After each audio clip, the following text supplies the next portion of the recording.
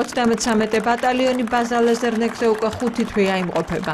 ანსამბლი 7 კაცი კი ავღანეთში პირველად ჩავიდა. სამშვიდობო მისიაში მყოფი ქართველი სამხედროებისთვის 7 კაცას კონცერტი ფონდი იავნანას დამფუძნებლის პაატა ბურჭულაძის ინიციატივით გაიმართა.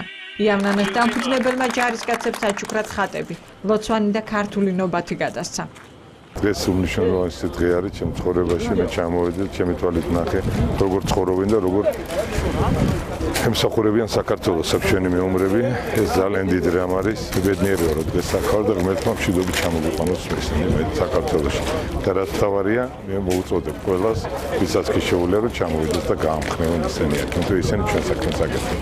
როცა პირველად გავიგეთ, რა თქმა უნდა, ყველას ალბათ ესეთი რეაქცია ექნებოდა, რაღაცნაირად შეიძლება დაიძაბო თქვა ადამიანი, მაგრამ მე რომ ამას გაითავისებ და წარმოიდგენ რისთვის მიდიხარ, ვიც უნდა უმღერო, მე პირიქით რა თქმა უნდა დიდი სიხარულით და ემოციით წამოვედით.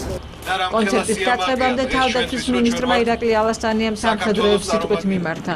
რის შემდეგაც აისაფის მისიაში ქართული სამხედრო კონტინგენტის მეთაურს პოლკოვნიკ ალექსანდრე კიკნაძეს ბრწყინვალების ორდენი, ქართველ და ამერიკელ სამხედროებს კი უწყებრივი მედლები გადასცა.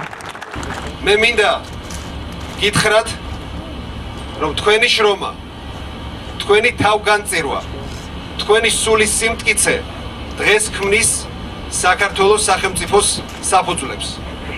დღეს რომ საქართველო არის ქვეყანა, რომელსაც ენდობა ნატო, ენდობიან ჩვენი პარტნიორი ქვეყნები და ის დიდი ნდობა, რომელიც თქვენსა და ნატოს სახელმწიფოების სამხედრო მოსამსახურეებს შორის არსებობს, განაპირობებს ჩვენი ქვეყნის მშვიდობიანი მომავლის და ჩვენი ქვეყნის ევროპულ ოჯახში გაწევრიანების ყარსაფუძველს.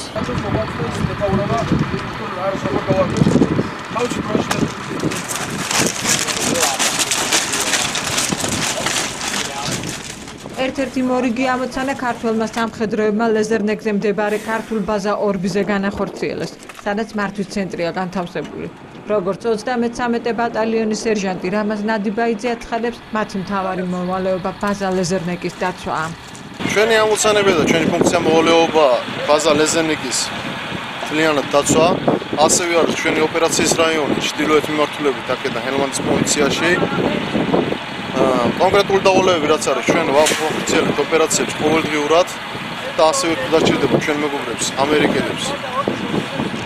ხონია შემთხვევები და გამოყენებულა დახმარებით ჩვენ მეგობრებს და ყოველდღიურად თუ რამე სწრაფი რეაგირება დაჭირდა თან სასწრაფო ან გამოძახება ან მაგდაგვარი რაღაცები ხდება ყოველდღიურად და გადის ჩვენი ქვეყანა საქართველოში.